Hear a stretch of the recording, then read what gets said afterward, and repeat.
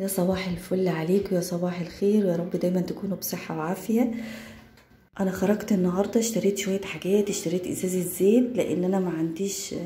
ابتديت الشهر واخر حاجه كانت عندي من الشهر اللي فات. لو اول مره تشوفي الفيديو، اول مره تشوفي قناتي، اعملي اشتراك ولايك للفيديو. وشكرا لكل التعليق بيجيلي، وشكرا للي بيكتب التعليق وبيهتم بالفيديو بتاعي، ويا ريت مشاهده كامله للاخر. تعالوا نكمل الفيديو. جبت كمان كيس الاريال الجل دوت، كان ب10 جنيه وباهي، بس هو ظاهر بالعكس، يعني مكتوب بالعكس، هو باهي. كان كيلو على بعضه ب40 جنيه. جربته الشهر اللي فات مسحوق باهي وعجبني، فجررته تاني. كمان بحب البرطمان ده احطه قدامي في التلاجة عشان اشرب مية منه على طول، عشان انا ممكن اكسل في الصيف اشرب مية الا لما اعطش قوي. انا كنت جايه من بره عطشانه جدا. كمان جبت كيلو عدس بجبه ب40 جنيه، وجبت ربع كيلو ذرة فشار كان ب10 جنيه. انا عاده بحب اجيب حاجات تكفيني لمده اسبوع او 10 ايام، فجبت لحمه مفرومه وكيلو بانيه، وجبت كبد وقوانص، وهي اسرع حاجه فكت معايا. نقعتها في ميه واحط عليها شويه خل وقعدت انضفها، لقيت الدهون اللي فيها مش نظيفه، يعني عايزه وقت عقبال ما تتنضف. ابتديت اشيل الدهون كلها. كمان الطبقين اللي في الحوض هغسلهم واعمل طبق فيه كبده وطبق فيه القوانص والقلوب. ممكن تعمليها بالرز الخلطة تبقى مثلا بصل مبشور وتوم وفلفل وجزر، وتشوحيهم مع بعض وتنزلي برز مصري بتاعنا مغسول وتسويهم مع بعض. كمان انا هعمل النهارده بمكرونه بالصلصه اللي هي عصير الطماطم. ممكن كمان تتعمل بلسان العصفور طاجن، او ممكن تعمليها بلسان عصفور عادي زي ما بنعمل الفراخ، وتاخدي الشوربه بتاعتها وتحطيها على لسان عصفور. انا النهارده هعملها بالمكرونه. انا بحب اجيب الكبد والقوانص بتاعت الفراخ لان ولادي بيحبوها، كمان هي سريعه، وبما ان احنا في الصيف فهي من الاكلات اللي بتتعمل بسرعه ومتاخدش وقت كبير. لو اتنشطتي بقى واتشجعتي وعايزه بتفكري تعملي غدا ايه النهارده وعندك حبه كبد وقوانص، ولو محوشاهم في الفريزر، طلعي الكبد والقوانص واعملي بيها النهارده مع مكرونه مع رز زي ما انت عايزه. ودي من الاكلات السريعه اللي ممكن تعمليها في الصيف بسرعه، بما ان الجو بقى حر جدا والوقفه في المطبخ كمان بقت صعبه شويه. فانا بحب اعملها لان ما بتاخدش وقت كبير وبسرعه. احنا في الصيف بننام طبعا متاخر وبنسهر بما ان احنا في الاجازه، وبنصحى كمان متاخر، بس انا قلت النهارده لازم اصحى بدري واجيب اي حاجه ناقصاني في البيت. تخلصي الحاجات اللي وراكي في يوم هترتاحي قصاده اسبوع 10 ايام. هتبقي حاجاتك موجودة في الفريزر، الخضار بتاعك، عشان انا جبت النهاردة كمان الخضار هيريحني اسبوع كمان ان انا منزلش اجيب خضار تاني. بعد ما قطعت القوانص على قطعتين 3 حطيتهم في طبق لوحدهم مع القلوب، وجيت اعصر ليمون. الليمون اللي انا جبته مفهوش عصير كتير، فعصرت ليمونتين على الطبق، عصرت ليمونة على طبق القناصة والقلوب. وطبعا عملت طبق تاني للكبدة بتاعت الفراخ، حطيت عليهم ليمون وخل. سيبيهم بقى ربع ساعة في المية، وبعد كده ابتدي بقى صفيهم وتعالي بقى نسويهم. في الوقت اللي انا كنت بنقع فيه الكبد والقوانص وسبتهم ربع ساعة، كنت دخلت فتحت الشبابيك وكمان هشغل الغسالة. اول ما جيت بقى قسمت اللحمه المفرومه على الاكياس اللي انا عايزاه، يعني الكيلو انا بقسمه على مرتين او 3 على حسب كل اسره وكل عددها قد ايه. انا قسمت الكيلو على 3، كل كيس على قد احتياجي للطبخه. فانا قسمت كيلو لحمه المفرومه وحطيته في الفريزر. كمان كيلو البانيه قسمته على 3 اكياس، كل كيس هطلعه اعمل بيه طبخه.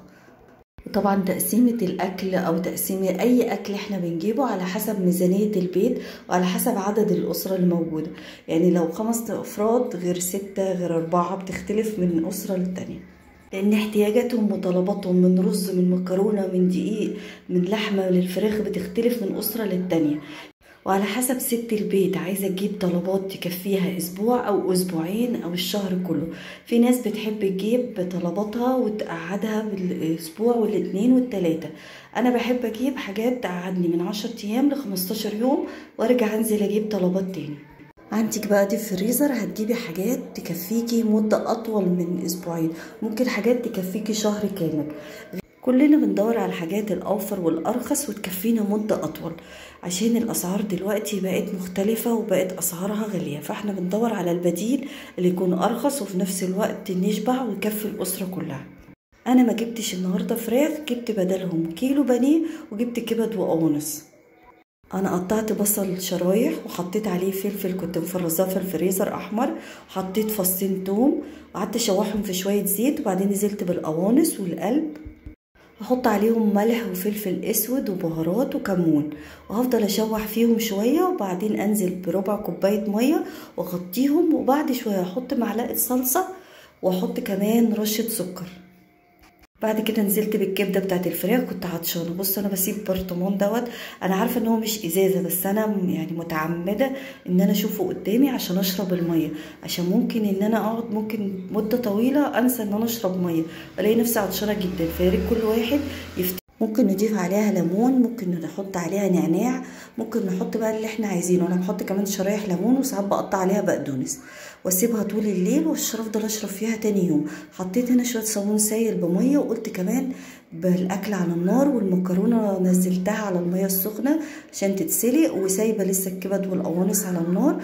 افضل بقى ادعك الميه اللي انا نزلتها بالصابون السائل، وبعدين هجيب الشرشوبه والم الميه اللي انا عملتها ونشف المطبخ كويس عشان ما حدش يتزحلق قبل ما يخش المطبخ. اهم حاجه تكتبي كل حاجه انت محتاجاها ناقصه في البيت في ورقه، عشان اليوم اللي هتخرجي فيه تجهزي نفسك ان انت تجيبي الطلبات دي. 10 دقايق بقى على النار هسيبهم، وتعالوا كمان هنشغل الغساله. النهارده انا هجرب الاريال الجل، لان انا هحط عبايات سودا وهو حلو جدا مع العبايات السودا. طبعا برسيل جل او اريال جل اي حاجه غير البودره. الجل بيبقى احسن على بالذات على الهدوم ما تكون فيها حاجات سودا او غامقه، بتبقى احسن، لان البودره الاوكسي او الاريال بيعمل بقع عليها وتجير كده فيها. فانا هفتح الكيس معاكم اهو، هحط كمان لان في عبايه سودا انا هحطها كمان. هلاقي الترنج بتاع ابني عليه بقع، فاحط كلور الوان وفانيش. اول شويه كلور، احط شويه هدوم، واحط شويه من الاريال الجل اللي انا جايباه، وبعدين هرجع احط شويه هدوم تاني.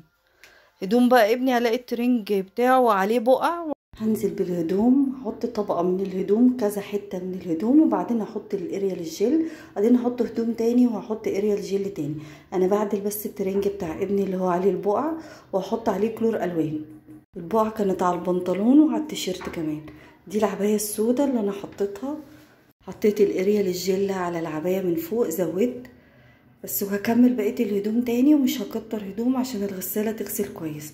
التيشيرت كمان اللي انتوا شايفينه ده كان عليه بقع في الكم كده. خلاص انا بحاول على قد ما اقدر ما اكترش الهدوم، بس كان فيه هدوم كتير. انتوا عارفين طبعا في الصيف بتبقى الهدوم اكتر من الشتاء. وانا حطيت هنا الكلور الالوان كمان. بعد ما حطيت الكلور الالوان خلاص هشوف الاكل. كانت المكرونه استوت، وكنت بسبك الطماطم عصير الطماطم، وهغرف الاكل بقى شويه مكرونه وعليهم شويه كبد وقوانص. طعمهم طبعا كان جميل جدا. أكلة سريعة وحلوة وخفيفة وبتخلص بسرعة. بعد ما خلصنا الغدا طبعا بقى كل المواعين بترمي في الحوض، الحلل بالكوبايات اللي شربنا فيها بكل حاجة بالاطباق. ولادي بقى انا قلت لهم لموا الترابيزة، هاتولي بس الاطباق اللي عليها وانا هغسل مواعين.